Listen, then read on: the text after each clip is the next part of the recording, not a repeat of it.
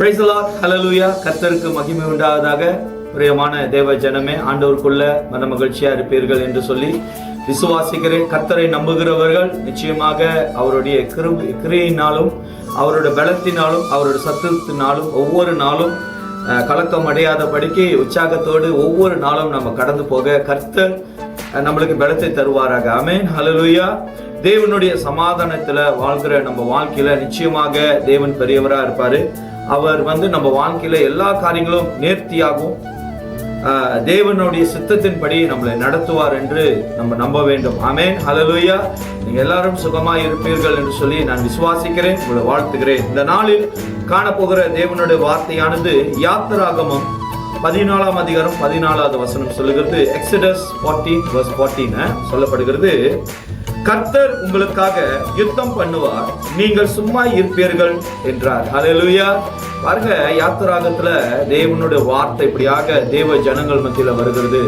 இன்றைக்கு நம்ம வாழ்கிற வாழ்க்கையின் மத்தியில நிறைய போராட்டங்கள் வரலாம், நிறைய பாடுகள் வரலாம். அநேக சூழ்நிலையில வேலை செய்கிற ஸ்தலத்துல நீங்க பார்க்கலாம், விரோதமான போராமைகள்னால விரோதிகள் நம்மளுக்கு விரோதமாய் குற்றச்சாட்டு கொண்டு வரலாம், நம்மளை பகைக்கலாம், நம்மளுக்கு விரோதமாய் பேசலாம். ஆனாலும் நீங்களும் நானும் விசுவாசிக்க வேண்டியது, அவங்க கூட போய் சண்டை போடவோ அவங்கள்ட்ட நியாயம் செய்யவோ இல்லை அவங்கள்ட்ட போய் நீங்க உங்களுடைய உண்மையை வெளிப்படுத்தவும் அவசியம் இல்லை. கர்த்தருடைய வார்த்தை நம்மளுக்காக யுத்தம் செய்யும். இன்றைக்கு கிறிஸ்தவர்கள் நம்ப வேண்டியது, ஆண்டவர் எனக்காக யுத்தம் செய்வார். ஆமென். ஹல்லேலூயா.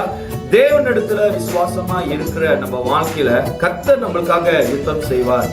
நீங்க ஆண்டவர் மேல உண்மை உள்ளவர்களா இருங்க. நீங்க அவங்க உலகத்துல வருகிற சூழ்நிலைகள், எதிர்ப்புகள், போராட்டத்தை பார்த்து நீங்க போய் வாக்குவாதமோ எதிரோ செய்ய வேண்டாம். நீங்க ஆண்டவர் மேல உண்மையா இருக்கும்போது, நீங்க ஆண்டவரை நம்பும் போது, ஒருவேளை நீங்க அந்த இடத்துல சோர்ந்து போய் நீங்கள் தடறி நீங்க விழுந்திருந்தாலும் நீங்க கவலைப்படாதீங்க. தேவன் கிட்ட நம்பிக்கையா இருங்க, ஆண்டவர்கிட்ட வேண்டுங்க. கர்த்தர் உங்க குறைகள் எல்லாம் கிறிஸ்து இயேசுவின் நாமத்தினால அவர் நிறைவாய் மாற்றுவார். இன்றைக்கு ஆண்டவர் நம்மளுக்காக யுத்தம் செய்வார். இன்னைக்கு நிறைய உலகத்துல பார்க்கும்போது சுயத்தை கொண்டு வந்து, தன்னுடைய ஆதங்கத்தை கொண்டு வந்து, தன்னுடைய கோபங்களை, உணர்ச்சிகளை கொண்டு வந்து நிறைய பேர் யுத்தம் செய்கிறத நம்ம காணலாம்.